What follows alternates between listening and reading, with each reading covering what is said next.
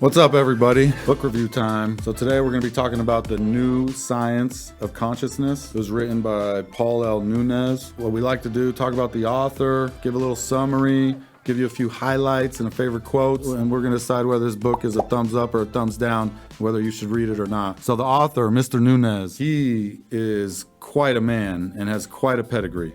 He's a retired biomedical engineering professor and director of brain physics at Tulane University. He received his bachelor's and master's of science in aerospace engineering, and he holds a PhD in engineering physics. Just incredible academic credentials. Obviously a smart guy, and as you read the book, you can tell it's written by someone that just has a deep, deep understanding of these kind of principles.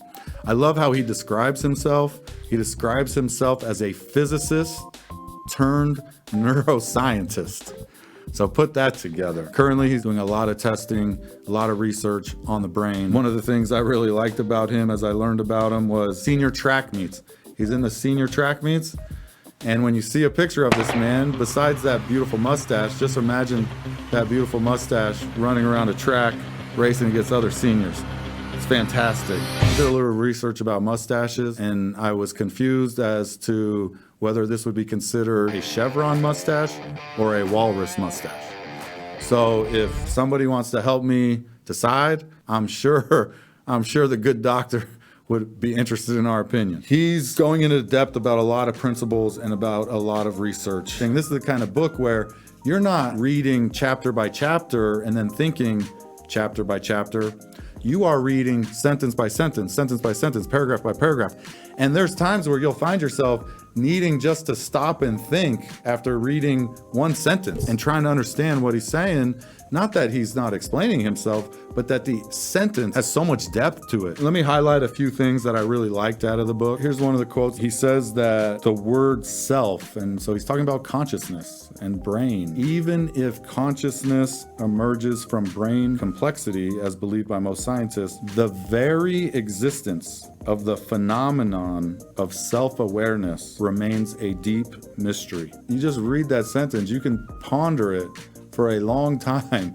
The very existence of the phenomenon of self-awareness. And he talks about this throughout the book, that although we're just starting to scratch the surface on understanding not just brain anatomy, but how the different parts of the brain are working together, there is still this mystery about what process is creating the conscious self. This goes back to a chart that he has later in the book where he shows the different levels of consciousness: plant life, reptiles, mammals, human, and large-scale intelligence. When he's talking about large-scale intelligence, as you read in the book, the book was written in 2016. This level of consciousness that he's describing in his book 7 years ago is really what we're starting to see come to pass right now with AI and ChatGPT. They just released ChatGPT 4, which now artificial intelligence is taking even a wider range of information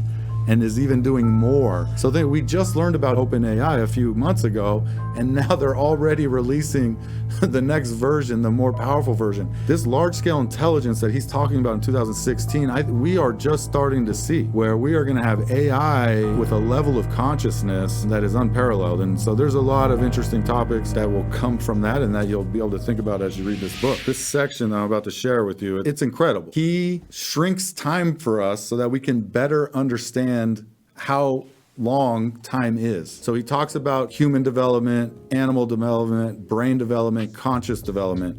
And so we're talking billions of years. And to help us better understand and really try to grasp how long of time that is and how short of time we are on this earth for, if we used his time scale, if we took the scale of the life of the planet and human and consciousness and we put it into squished it all into 1 year, January 1st would be the first known life appears in the form of a single cell. March 7th, the first worm brain appears. So it takes 3 months. So now we're to December 24th. December 24th would be the big extinction event that occurred.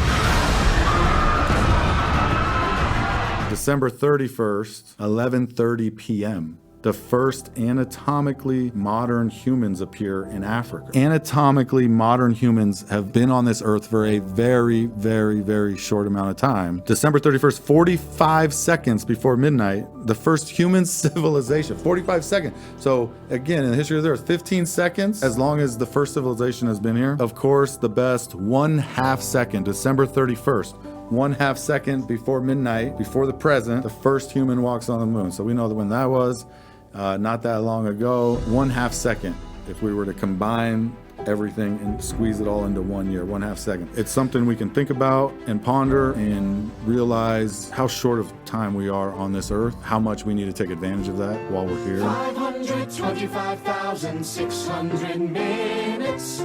The Good Doctor puts that in as a great analogy and a great example to take very complex principles and help us understand it. On page 117, he's talking about dreaming. He says, what good are dreams? No one knows. Again, scientists and neuroscientists in particular, we all know we dream, but why? What is the purpose of dreaming, and what do dreams mean? Do they mean anything? I love when a intellectual like Dr. Nunez can say, we don't know. You know, we don't know. Again, another example of very difficult subjects. He's able to break them down and help us at least understand and learn basic principles. Let me give you a little summary. He does a great job ultimately of breaking down these very scientific principles and terminology for someone like me, a non-scientist. He talks about the brain anatomy. You got that frontal lobe and the parietal lobe and the occipital lobe, and he explains how all the different brain anatomy work together and what each one does. And so just from a basic understanding the brain standpoint, that's one of the reasons why I really enjoyed the book. This is not a quick and easy read, and this was a book that I would pick up when I really had the brain space and the energy to invest into understanding the book. Education is motivation, and so the more you learn about these things, the more motivated you'll be. When I'm reading a neuroscience book, I'm not thinking about, oh, how can I feel better so I could work out harder tomorrow? But those are the principles that come out of neuroscience books. As you educate yourself, and as I've educated myself on neuroscience and learning about sleep, guess what I want to do? I want to sleep better. I want to sleep more. I want to sleep more often. Of course, we all do. But now we know there's a reason why we all want to sleep more. Because our bodies need it. Our brains need it. Don't let anybody make you feel bad about wanting to sleep in however long you want to sleep in. I definitely give this book a massive thumbs up. Everyone should take the time to read this book. Now, for some of us, like me, it might take you 6 months to a year to get through this book. And I would recommend that's the way you read this book. You don't take the stress of trying to read through it quickly. All right, I'm interested in your thoughts about the New Science of Consciousness written by Mr. Nunez. Have you read the book? What do you think about it? Is this the type of book that interests you? Is this the type of book you'd like to read or you'd be interested in reading? And let us know what you think and let's have a discussion about it. Thank you again for following our video and following our channel.